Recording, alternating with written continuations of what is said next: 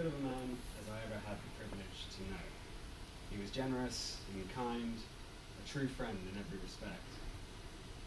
I met Chuck through my work with a non-profit organization in Phoenix, Arizona called Crossroads. Crossroads helps people with drug and alcohol problems. Most of the people Crossroads helps are indigent or close to it. I met Chuck because he was a volunteer board member at Crossroads. He had a special connection and affinity for people who were suffering with the plague of addiction. Chuck not only helped Crossroads raise money, but he spent time with many of the clients. He never looked down his nose at anyone, but always gave encouragement. I know this because I was one of the people that Chuck helped. Before I started working at Crossroads, I was a client there. I had no money, car, family, I had nothing. But Chuck talked to me, and he helped me get a job working for Crossroads. And he always championed me. He really was a great friend. Chuck was there to see me get the job as executive director at Crossroads. He was, of course, very happy for me. Through Chuck's work, he literally affected the lives of hundreds of men and women. He was tireless in his efforts to help. Crossroads became a large and thriving treatment center because of Chuck and others' efforts.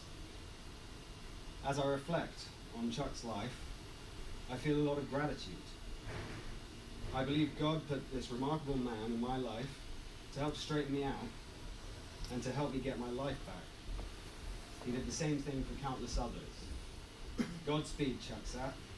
Thank you for everything. Gratefully, Yi Pearson. And in keeping with the theme of gratitude, I'd like to briefly share a few words of my own. I'll keep it short because I know we've got Mr. Vakanskis over here desperate to speak and just some fine food for you guys. So, an issue that I've been thinking about lately is the problem of circumstantial luck. Simply stated, the problem is that we have no control over the initial circumstances into which we're born. The country we live in, our families, our social status, and certain aspects of our character are all functions of pure luck. You or I could just as easily have been born into a tribe in the Amazon as we could a well-to-do household here in America. The problem of circumstantial luck begets questions about how we might better organize society in the interests of justice and fairness. These questions, whilst compelling and important, are not the product of the problem that I'd like to talk about here. Instead, I think a more relevant and more personal conclusion that we can draw is that we are all fortunate, given the grand scheme of humanity, that we gained consciousness in the initial circumstances that we did. Personally, the product of pure chance from which I'm most grateful is my family in general and my grandfather in particular. There are many aspects of his character, some of which have been touched on here today, that I hope to implement half as well in my own life. But in the interest of not simply providing a list of virtues, I would like to expand on one aspect of his conduct which I always found particularly meaningful. My grandfather treated everyone he met with dignity and respect. It didn't matter if it was a busboy at a restaurant or a busker on the street. There was always a conversation to be had. I'll give you an example. I always have a tendency to engage my travel companions, often I don't know them, whether it be on a plane or a train, in conversation. Oftentimes that's met after about 5 minutes with them putting in their headphones and listening to everything. But on one occasion, a few years back, I started talking with an Australian exchange student.